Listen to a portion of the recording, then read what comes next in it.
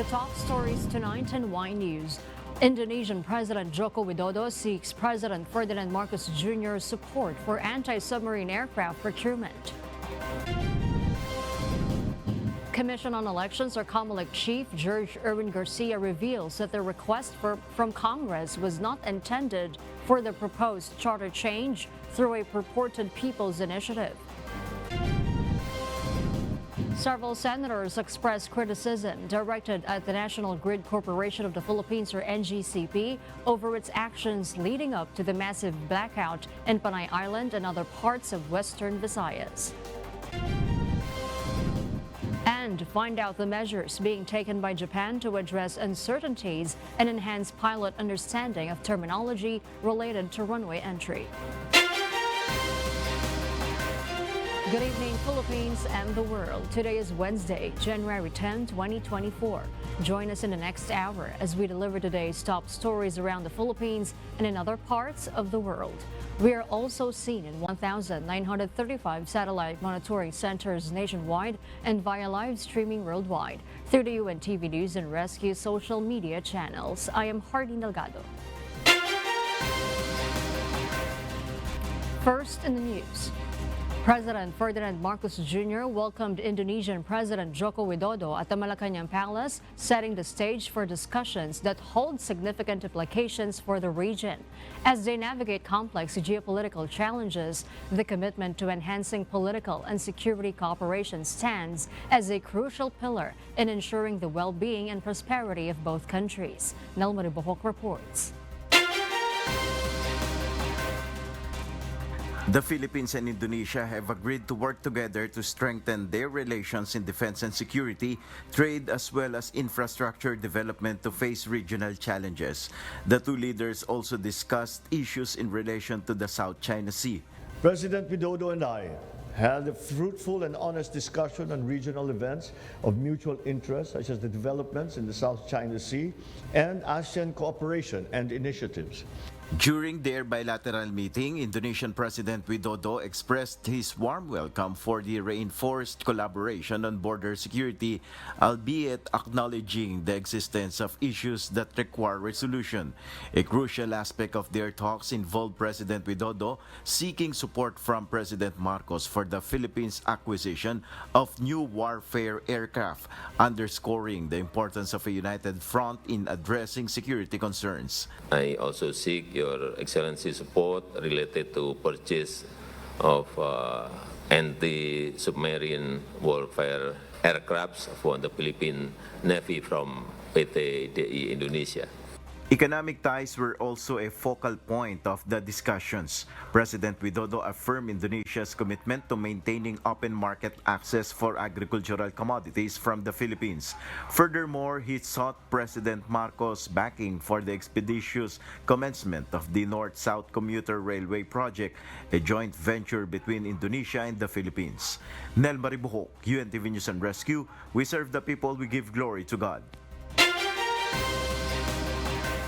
The parents and children of Mary Jane Veloso, an overseas Filipino worker imprisoned in Indonesia, personally went to Malacanang to present their letter of appeal to President Ferdinand Marcos Jr. and President Joko Widodo of Indonesia. They seek the mediation of President Marcos to grant executive clemency for Veloso, who is believed to be a victim of human trafficking, and secure her immediate release. Kaya nakikiusap po ako sa ating Pangulo na sana ngayon magkakaharap na po sila na ating presidenteng si Marcos at presidente ng Indonesia. Sana hingin na niya yung clemency ni Mary Jane. Sana palayain na po nila. Kaya yun po ang panawagan ko po sa ating Pangulo na ito pong pagkakataon na pagdating ni Widodo dito sa Pilipinas na sana po ay mabanggit na po ng ating mahal na Pangulo na bigyan na po ng clemency ang aking anak kay Widodo. On her 39th birthday, the Veloso family wishes to personally speak with President Marcos Jr., but they were not allowed to enter Malacanang. Only the family's lawyer was permitted to receive their letters. Actually, yung pamilya sana, ang gusto talaga natin na direktang makapagpaabot ng kanilang sulat sa dun sa kay President Marcos at kay President Widodo. Kaya lang yun nga, hanggang doon lang yung binigay sa atin eh. So, hopefully, papaabot talaga ito nung nag-receive doon sa Office of the President yung ating mga sulat sa intended persons. Today is Mary Jane's 39th birthday. She has been incarcerated in Indonesia for 14 years since 2010, facing a death penalty after 2.6 kilograms of heroin were found in a bag sent by her recruiter. The Veloso family is hopeful that their appeal will be considered before President Widodo steps down from office. Hindi lamang ang ating panawagan for clemency at pagpapalaya kay Mary Jane, pero kung may positibong resulta ang human trafficking case ni Mary Jane dito sa Pilipinas, magagamit po ito ng Indonesian government as a basis, to re-examine her case and to see her as a victim of human trafficking based on legal grounds at tuluyan siyang mapalaya sa madaling panahon. The Commission on Elections, or COMELEC, on Bank approved in today's session the resolution for the resumption of continuing voter registration. It would commence on February 12 until September 30, 2024. Chairman Garcia said they are eyeing for 3 million new registered voters for the 2025 midterm elections. The COMELEC will also be conducting the Register Anywhere project nationwide to attain this goal. Ipapatupad na po namin sa buong bansa sa lahat ng highly urbanized cities at municipalities or cities na capital ng isang probinsya. Ipapatupad na po natin yung lahat. Ibig sabihin, kayo po ay nakaregister, kayo po ay residente, halimbawa ng Bicol, nagkataon na nasa Maynila, pwede po kayo magparehistro dito sa Maynila. Kami na ang bahala magbato ng inyong registration sa kung saan talaga kayo bumoboto o kaya ay taga doon talaga. Meanwhile, the poll chief disclosed they will not be accepting company IDs for the registration, for it is allegedly used or prone for abuse. Alam niyo naman, pwedeng mag-mass reproduce ng napakadaming company ID. Anong control natin doon? Paano natin mabe-verify kung talagang 4,000 ba ang kanyang empleyado na nagparehistro sa isang lugar lamang? The House Committee on Transportation has announced its intention to request an extension to the deadline for the consolidation under the Public Utility Vehicle Modernization Program, and the extension will be sought from President Ferdinand Marcos Jr. JP Nunez will tell us why. The House Committee on Transportation identifies loopholes in the implementation of the Public Utility Vehicle Modernization Program, or PUVMP, which is being pushed by the government to the transport sector. Following a motu proprio investigation of the Department of Transportation officials, lawmakers have highlighted gaps in the program, particularly in its potential impact on thousands of jeepney drivers who may face unemployment due to the consolidation requirement. Unconsolidated public utility vehicles are now restricted to ply their routes only until January 31. In response to these findings, the House Committee has decided to recommend to President Ferdinand Marcos Jr. an extension of the franchise consolidation deadline. This move aims to provide more public utility jeepney or PUJ operators with the opportunity to enter the PUVMP. I move that we request the president of this country to readjust, to reschedule the deadline on January 31, considering all the imperative revelation of all the events that we have discussed in this hearing concerning a lot of things for the betterment of the modernization program of the government. The decision on this recommendation is pending until the next hearing when a quorum of lawmakers is present.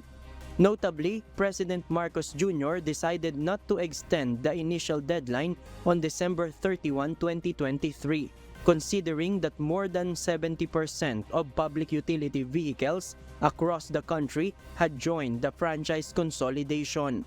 Bulacan 2nd District Representative Agustina Pancho advocates for a revision for the PUVMP. Atin pong tangkilikin yung kapwa natin Pilipino. Nagagalit nga tayo sa West Philippine Sea. Eto, China rin naman ang sasakyan natin. Di baliwala din, di ba?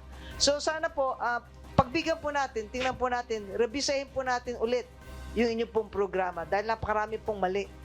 The Congresswoman believes that the government should support local manufacturing of e-jeepneys compliant with the program to assist local manufacturers and operators in obtaining more affordable units. Ang electric motors po ng Francisco Motors ay dito po natin gagawin sa Special Economic Zone sa Camarines Norte. Pati po yung mga battery technology natin. 650,000 pesos fully stainless na po siya. Kung gagawin pa natin siyang galvanized, nasa worth 500,000 siya and may subsidy na 280,000 pesos. Napakagaan po sa amin. JP Nunez, UNTV, News and Rescue. We serve the people, we give glory to God.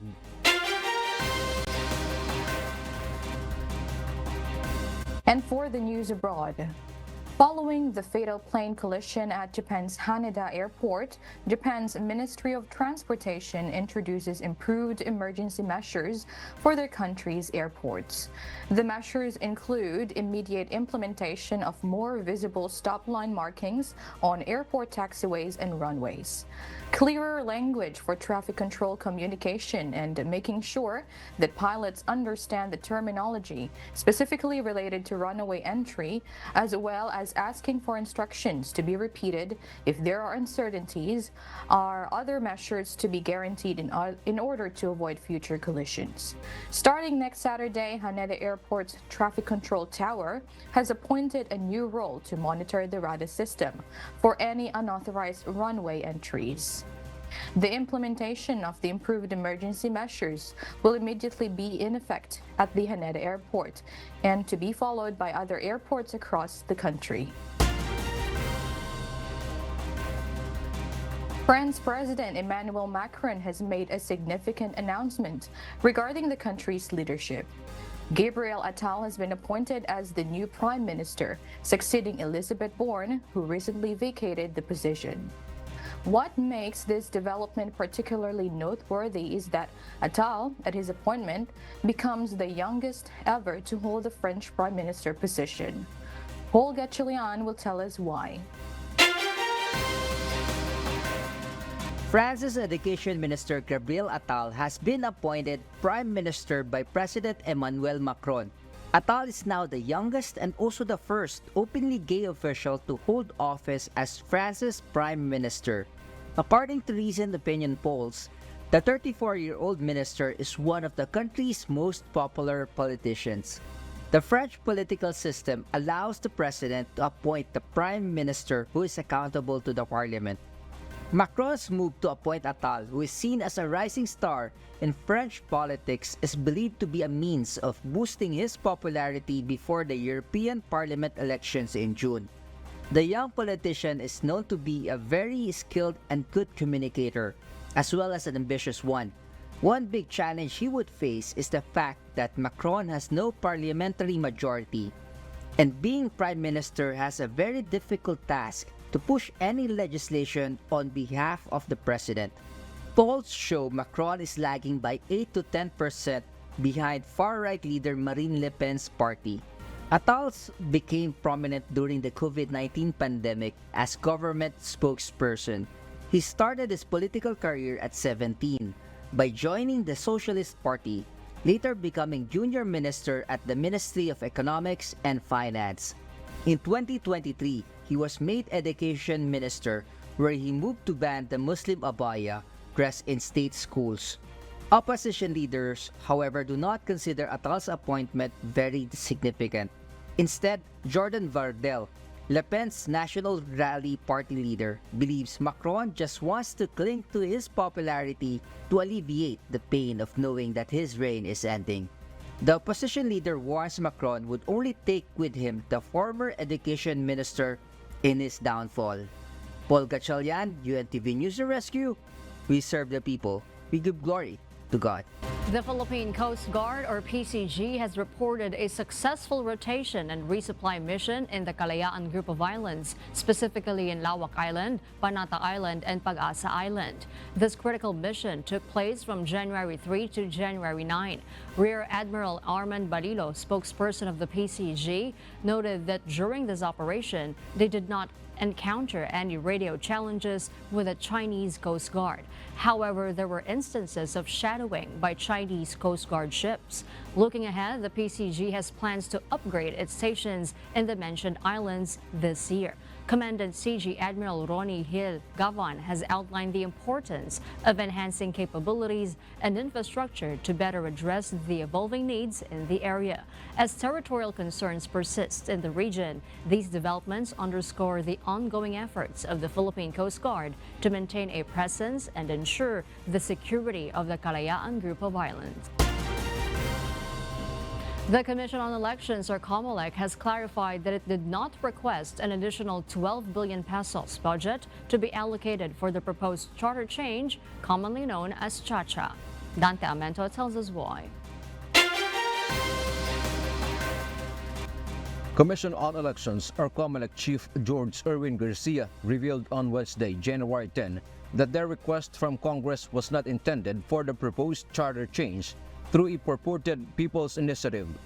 Contrary to earlier speculation, Garcia emphasized that during their budget hearing, the issue of constitutional amendment was not discussed. Instead, he explained that what they sought from Congress was the restoration of the 17.4 billion pesos slashed from their 2024 proposed budget. This clarification comes in response to concerns raised by Albay 1st District Representative Ed Lagban, who questioned the alleged insertion of an item related to the supervision of elections, referenda, recall votes, and plebiscites, which he linked to charter change. Kung nanghihingi ako ng 12 billion, hindi po. Nanghihingi ako ng 17.4 billion. Yun po ang maliwanag. Yun po ang ating paulit-ulit na pinagmamakaawa na hiningi sa Kongreso po natin. Chairman Garcia stressed that the COMELEC is currently focused on preparations for the 2025 midterm elections, and the contentious proposal of a People's Initiative to amend the Constitution is a separate matter. First place, nung binigay naman po yan, wala naman po yung mga alingas-gas tungkol sa People's Initiative. Nung binigay po yan dahil doon sa hinihingi namin, nakaragdagan talaga na again, 17.4 po yung nawala sa amin na hinihingi namin ibalik sana. Meanwhile, Garcia expressed the COMELEC's willingness to engage in dialogue with Congressman Lagban to address any lingering concerns. This is amid a contentious proposal of People's Initiative to amend the Constitution. Dapat po kasi mag-meeting kami, subalit hindi kami nakapag-usap sa sobrang busy na schedules. Although, tinext lang po sa atin yung concern na yon. At sinagot naman po natin. It's worth noting that the COMELEC reportedly anticipates a need for around 13 billion pesos to conduct a plebiscite for the ratification of amendments to the 1987 Philippine Constitution. Dante Amento, UNTV, News and Rescue. We serve the people. We give glory to God. Several senators criticized the National Grid Corporation of the Philippines over its actions prior to the massive blackout in Panay Island and other parts of Western Visayas. This report will tell us why. Some local officials took to the Senate their grievances as the Senate Committee on Energy begins its inquiry into the widespread power outages in Panay Island and other provinces. All they want is accountability from those responsible for the blackout that disrupted the lives of their residents and business operations for several days. In Iloilo City, Mayor Jerry Treñas claims the massive power supply interruption caused economic losses amounting to 500 million pesos per day, or a total of 2 billion pesos in a span of 4 days. Imagine this happening in Singapore. Can you imagine this happening in the NCR? That is why we are angry. Everyone to hold those who are accountable. You must pay for this. Otherwise, we go on with this inquiry, nothing will happen. We are positioning to take legal recourse to vindicate the rights of our people, and so that they can be compensated for the damage done. And more importantly, to exert the strongest pressure so that the blackout will not happen again. Our hope still that a way can be unlocked for us to come up with the proper solutions that would resolve this power and energy crisis that haunts a region for quite a long time now. For its part, the National Grid Corporation of the Philippines, or NGCP, defends its move, saying that they follow the Philippine Grid Code in their course of action. The state grid operator maintains the grid remained normal in the first 2 hours since the tripping of the first power plant and prior to the simultaneous shutdown of other power plants. Since stable pa nga po yung grid, normal limits ang voltage and frequency within the required. Wala po tayong overloaded na line. Walang tripping ng lines. Normal po. So, we did the normal dispatch, normal process, normal responsibility as system operations. As mentioned ka po ni PCPC, we advised them to adjust their MVAR output. Kasi kung mag-MLD ka, magba-brownout na po sa panay prior nang walang nangyayari. Kapag emergency conditions, doon ka po warranted to implement manual load dropping. However, Senator Raffy Tulfo is not convinced. Dapat nag-intervene kayo at gumawa ng necessary manual corrective actions as required. Nag-trip yung Unit 1. O doon pa lang may serious problem na you could have done something ayon dito sa Section 6.2.3.4. Meanwhile, the Energy Regulatory Commission, or ERC, says the NGCP has a different appreciation on the grid code. Part of the investigation that we are conducting is, one, whether the grid was still really in a normal state at that point in time, considering that there was already a unit that was down, and there's another unit that went down on unscheduled maintenance. Ang NGCP po, within 15 minutes of the occurrence of the significant incident, dapat din po nagsasubmit sila ng report. The ERC vows to fast-track its investigation into the matter. Senator Sherwin Gatchalian recommends that the penalty should be pegged to the losses incurred by the affected areas. Harleen Delgado, UNTV News and Rescue. We serve the people. We give glory to God. The Department of Interior and Local Government, or DILG, has reported significant developments in the internal cleansing of the Philippine National Police, or PNP. According to the DILG, 681 errant cops were investigated by the National Police Commission, or NAPOLCOM, last year, resulting in decisions on 437 summary dismissal cases. Among these cases, 89 police officers were demoted, 93 were suspended, 11 were reprimanded, and 76 were dismissed from the police service. We also charged 177 police officers with drug-related offenses in Metro Manila alone and subjected 59 members of the PNP to summary dismissal proceedings concerning the massive Shabu bust conducted in October 2022, including former Buster Sergeant Mayo. DILG Secretary Benher Abalos also mentioned that 950 senior police officers responded to his call for courtesy resignation as part of the internal cleansing process. Notably, 18 of these courtesy resignations were accepted by President Ferdinand Marcos. As technology continues to advance, so does the prevalence of scams affecting individuals through various channels such as online platforms, text messages, and calls. The Cybercrime Investigation and Coordinating Center, along with ScamWatch Philippines, have reassured the public that they are diligently working to put an end to these scams. Jed Nedesina details why. Mutya is just one of many Filipinos who fell victim to a scam through a text message from an unknown number.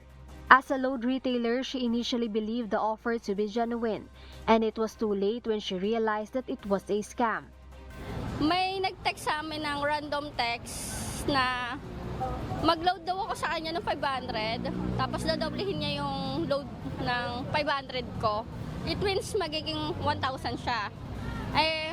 Yun. Hindi ko akalain na ganun yung scam siya.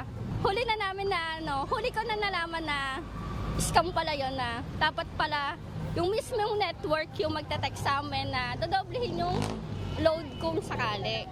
In response to such incidents, Jason Brasileño, the strategy head of GoTime, issues a crucial reminder to the public. Verify details before transacting over the phone or online. Make sure na bago kayo mag-send ng pera, face-to-face, na-validate niyo yung material or na-validate niyo yung bagay bago magbigay ng pera. Huwag basta-basta maniniwala sa nagpapadala ng account at name. Validate po muna natin. The prevalence of scams, especially with the growth of technology, underscores the importance of exercising caution in digital transactions. However, it is not all bad news. Perpetrators of online crimes are being successfully caught and prosecuted. The Cybercrime Investigation and Coordinating Center, or CICC, is at the forefront utilizing the skills of Filipinos in this field. We use tools and expertise ng Filipino to track them down, and we are very successful in that. Undersecretary Alexander Ramos, the CICC Executive Director, emphasized the need for the people to refrain from responding to texts or calls from unknown numbers, as doing so could mark the number as active. Don't answer to texts and calls from you na hindi nyo kilala. Kasi the moment na sumagot kayo, nandun na kayo sa reserve file na pwede lang padala na every now and then. The numbers na hindi nagre-respond, tinatanggal din nila yun kasi magastos on their part. Adding to this, Art Samaniego, spokesperson for Scamwatch Pilipinas, warned the public about the monitoring of social media as a potential threat in the fight against scams and phishing. So ito yung warning sa mga taong gumagawa ng mga crime gamit ang social media. Matitrace at matitrace po kayo. Despite the challenges, he reassured the public that with the collaboration of CICC and Scamwatch, solutions are being sought with the assistance of various government agencies.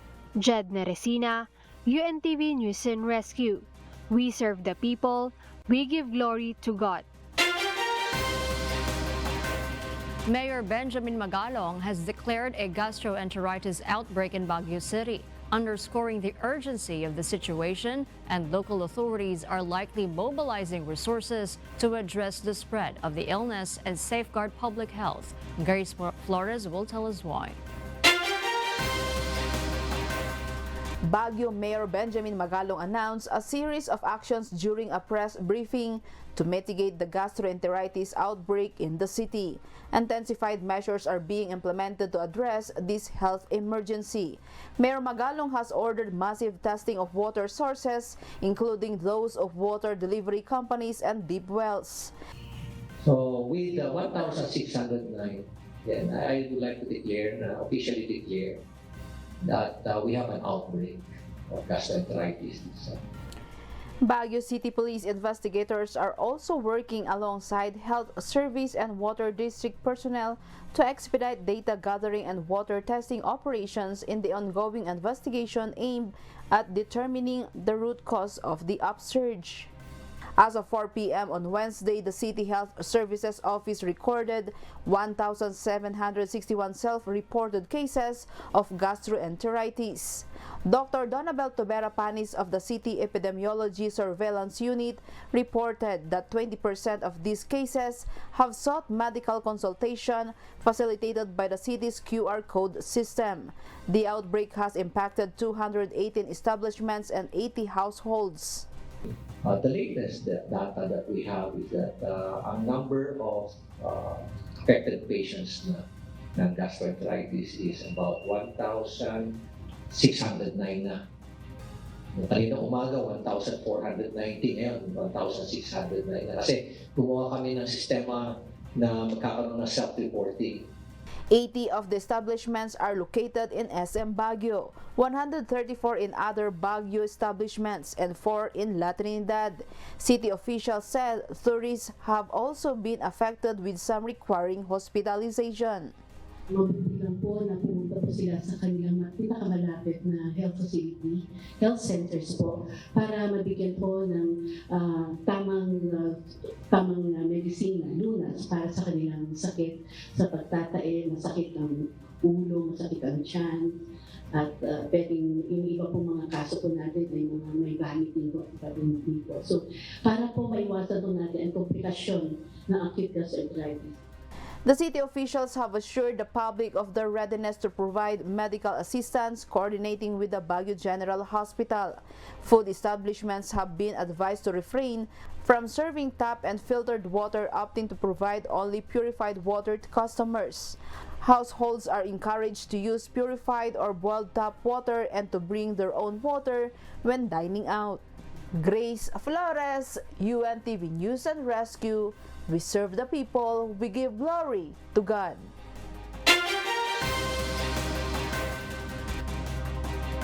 And in other global news, NASA's Artemis program aimed at returning astronauts to the moon has encountered yet another setback, with crew landings now deferred until September 2026. Joselito Liquido will tell us why live.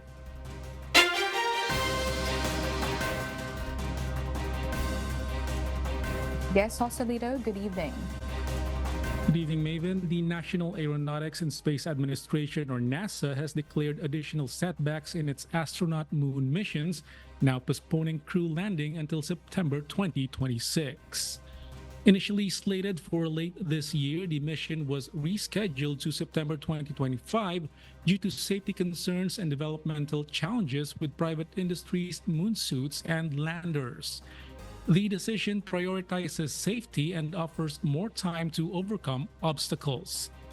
A Pittsburgh company withdrew from the lunar landing attempt due to mission-ending fuel leak, and a Houston company set to make an attempt next month as part of NASA's commercial lunar program. NASA heavily depends on private companies, particularly SpaceX Starship mega rocket, for its Artemis moon landing program. Delays in Starship's development, marked by 2 explosive launches, pose significant challenges despite concerns about China's competition. NASA Administrator Bill Nelson underscores readiness over speed. The Government Accountability Office warned of a potential 2027 timeline for NASA's first astronaut moon landing, citing technical challenges with Starship and moonwalking suits from Axiom Space. NASA has completed one Artemis moonshot, a 2022 test flight with an empty Orion capsule. However, unexpected issues during testing, including material shedding and design flaws, have surfaced. The Artemis program, facing repeated delays, incurs an estimated total cost of $93 billion through 2025. Successful execution hinges on addressing technical challenges, meeting the 2026 moon landing schedule, and ensuring the readiness of critical equipment. Back to you, Maven. Thank you, Joselito. A sobering report from climate scientists as the year 2023 breaks the Earth's annual heat record. The implications of this record-breaking heat are alarming, with experts cautioning that the effects of global warming could soon reach a point of irreversibility. Mavian Dog will tell us why. European Climate Agency Copernicus revealed that global temperatures last year were 1.48 degrees Celsius higher than pre-industrial times, which is barely below the 1.5 degrees Celsius warming threshold. Last year's global average temperature of 14.98 degrees Celsius was 1/6 of a degree Celsius warmer than the previous record in 2016, which is an exceptionally large margin, according to Copernicus Deputy Director Samantha Burgess. The record heat has impacted the lives of many in Europe, North America, China, and other regions last year, and has also caused more extreme weather events like lengthy droughts, torrential downpours, and wildfires. In another study on global warming's impact on extreme weather, climate scientist and group leader Friedrich Otto said that human-induced climate change has made today's heat waves even more hotter and more likely to occur. The Earth would need to average 1.5 degrees of warming over 2 or 3 decades to be counted as a breach of the threshold, with Burgess emphasizing the lives that are at risk and the impact on future generations if this goal is not met. Mavian Dog, UNTV News and Rescue. We serve the people, we give glory to God. And those are the reasons behind the news in other parts of the globe. I am Maven Carrizo, live from Perth, Australia. Good evening.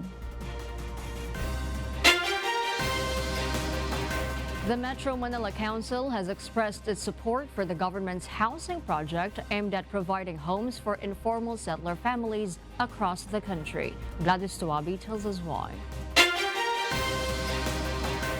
In a significant move toward addressing housing issues in the country, the Marcos administration has set an ambitious goal: achieving zero informal settler families or ISF nationwide through its housing project. Metro Manila will serve as the pilot area for this initiative. Tutugunan ang pabahay sa walang bahay o yung home for the homeless. So ito po'y gagawin sa buong bansa po, no, inuunti-unti. Hindi naman natin kayang pagsabay-sabay ang kaagad po iyan, no? Kaya kung ano lamang po yung talagang nangangailangan, uunahin na po natin yon, no? So kaya po kami nandito ngayon at kami humihingi ng tulong sa mga local government ng Kalakang Maynila, lalong-lalo na po pagdating sa staging area. The Metro Manila Council has thrown its support behind this endeavor, committing to assist in identifying beneficiaries and staging areas in their respective cities. This collaboration emphasizes the crucial role that local authorities play in the success of the project. Pagdating po sa staging areas, marami ho tayong pwedeng options dyan. Unang-una, yung mga government-owned properties. Pangalawa, privately owned properties na tinaguriang idle land. Pwede po tayo magbigay ng incentives bilang LGU. Kadalasan, nagkakaroon ng resistance dahil napapalayo sila sa kanilang tirahan. Kapag magkaroon po tayo ng staging area na siyang pinaplano po ng DSUD at ng DLG, hindi na ho sila kailangan lumayo pa. Doon mismo sa site kung saan po sila dating nakatira at kung saan gagawin ang kanilang babahay, doon na rin po ang staging area or within just a few meters, a few hundred meters from that same location. Currently, the government has already identified 55 projects, totaling 170,000 units, as part of its effort to eliminate informal settler communities. The scope of the project extends beyond Metro Manila, with plans to reach different parts of the country. Local government units are expected to play a pivotal role in the identification of those in immediate need of housing assistance. I-identify yung mga ISF areas, i-inventory kung ilan na nakatira para po mapagplanuhan naman ng nila Sec Jerry yung gagawin pong pabahay para sa kanila lahat. Magpa-prioritize lang muna po kami ng pilot area para po, kasi mas madaling hikayatin lahat na sumali at ma-address yung mga apprehensions na sinabi ni Sec Benhur kung meron ng maipakita na successful na area na nailipat in city, temporary relocation, and then yung permanent relocation. Pag nakita nila na maganda, maayos, at mura lamang itong pabahay na to na magiging kanila na, mas madaling ihikayatin yung iba pa. Gladys Tuabi, UNTV News and Rescue. We serve the people, we give glory to God. Our kasambahay, as the world faces these trying times amid the various challenges and uncertainties, we are inviting everyone to join the global prayer for humanity from Monday to Friday, 9:30 p.m. Philippine time through the social media accounts of Members Church of God International.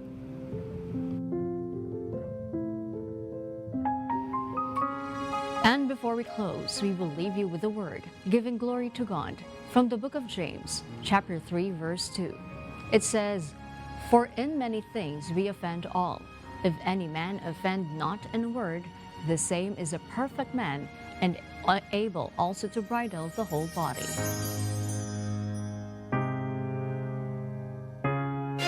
And those are the reasons behind the news, January 10, 2024. Reasons we deliver to you as they unfold, because we need to know.